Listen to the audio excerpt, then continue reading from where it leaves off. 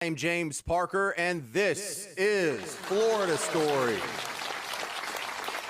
Hey, thank you so much for joining me for our first Florida story. We're going to Doral, Florida, or Doral, but I think you're going to feel the same way as I do. I feel like we're missing a lot of interesting details here. More than 48 hours after a fire ignited at a waste-to-energy facility in Doral, smoke is still seen billowing from the plant. New images from Sky 10 shows a gigantic hole in the roof of one of the buildings on the property off Northwest 97th Avenue. It's the only waste-to-energy facility in the county, and it processes more than 1 million tons of waste annually. Yeah, so what are they talking about? What I do understand is that there's some sort of trash, just the vague concept of trash, that is being taken through this facility. The other notable thing is how big the buildings are, and you understand how when you see giant buildings that look like it's like an Amazon distribution center, or like one of those big Walmart distribution centers. This is how big the buildings are, and if that thing's on fire in the middle, how do you get a hose to it? Well, you can't. And I did a little more reading trying to figure out what the heck's going on. And nearest I can tell is there's actually a streak going on right now in America of landfills catching on fire. And actually, this is starting to happen in other countries too. And the thought is the culprit is these lithium ion batteries. I'm no Walter White level chemist or whatever, but all these little batteries that are in your cell phone and your laptop and your smartwatch. And one of the big culprits that makes this a very Florida sniffing subject is one of the big culprits is vape pens. That's right, vape pens, the batteries that after they're thrown away, a lot of times they still have juice left in them, and if they get pushed and stay on, they can ignite, and they're causing landfill fires, and it's somewhat of an epidemic. I'll keep an eye on it for you, but that's kind of cool or gross or both. Hold my beer. Hold my beer. Hold my beer. What is this? For our next Florida story, we're going to Clay County, Florida. And I can't be more specific than that because this isn't in a city. This is in a rural area. And what we have here is a 77-year-old Florida man who has one of what I think is always just an amazing hobby. This guy, just for funsies, is a pilot. He's got his own little plane.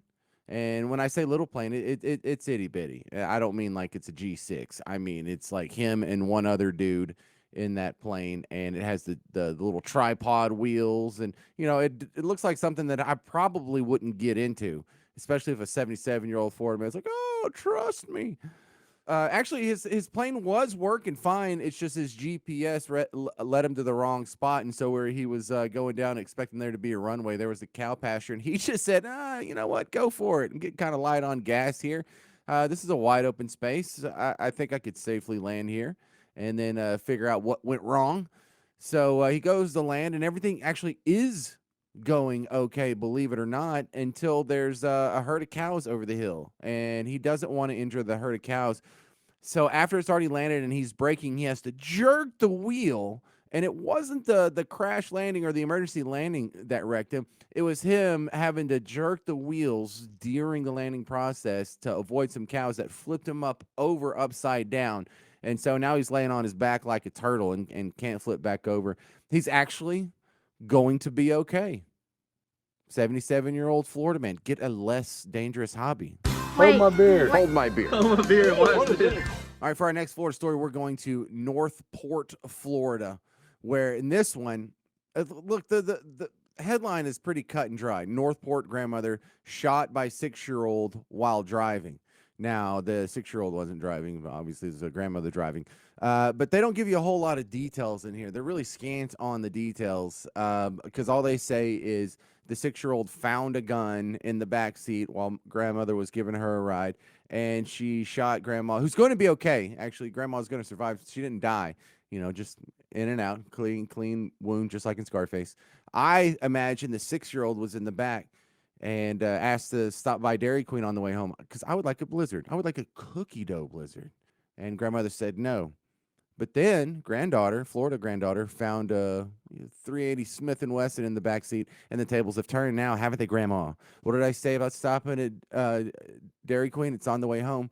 There it is up there. You're slow down, Grandma. Why aren't you slowing down? Grandma, why aren't you slowing down? Grandma, you better turn in there. I've got a gun. Grandma, I've got a gun. Now are you going to make a liar out of me? Now I have to shoot. Grandma, now I have to shoot you. Could have got a blizzard. This would have all been easier if you just got me a blizzard.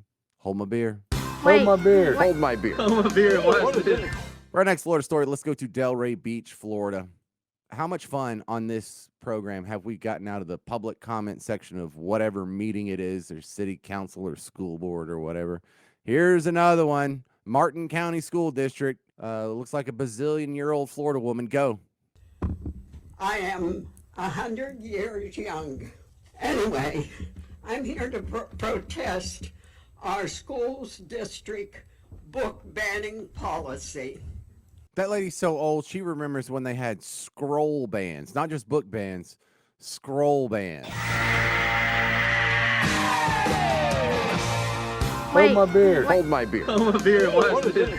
All right, for our last Florida story, there's the interesting science project that's going on in the Florida wilds. What has happened is these scientists are tracking the movements, or attempting to track the movements of these urban scavenger wildlife creatures in Florida.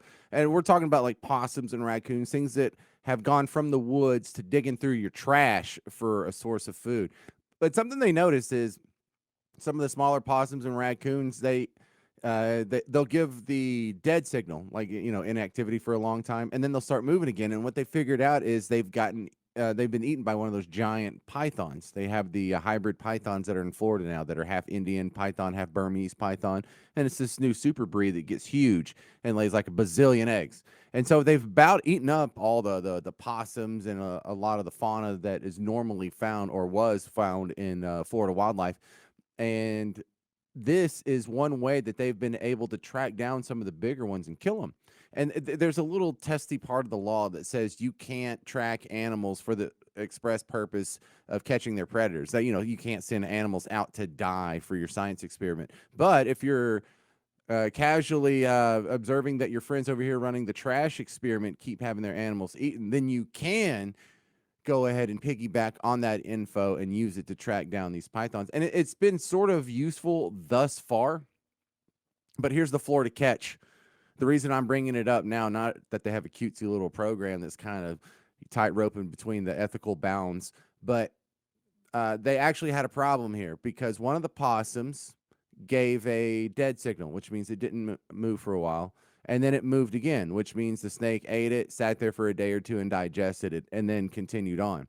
However, there was a dead signal that was given again, which means this snake is so big that it can actually pass the collar that they put on the possum. Though, the reason why they've been able to track down the snake is they can swallow the whole possum whole, but the collar doesn't break down, and so they can't pass the collar out the back, and it ends up just tracking the snake. Well, there's a snake that's big enough, and they had snakes that are 10, 11 feet is about as big as they've seen thus far, and so we have to assume it's significantly bigger than an 11-foot python, which is the record so far in this study. So I think, wasn't this sort of like the precursor to the Ice Cube documentary Anaconda? Isn't that how that started?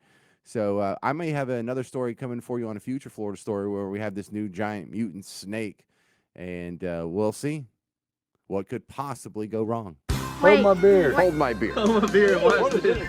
Florida Stories is produced by Spring Rock. Follow me on Twitter at Florida Stories J. I'm James Parker, and this is Florida Stories. MortgageGumbo.com. 8+ years of providing education and options to folks just like yourself on your most valuable asset, your home. Hey, if you're new to the show, welcome. Welcome to the Gumbo Nation.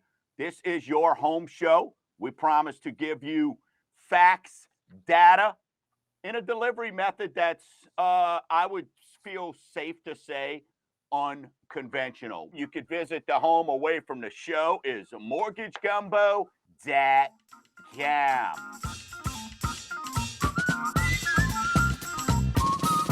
Dadcam.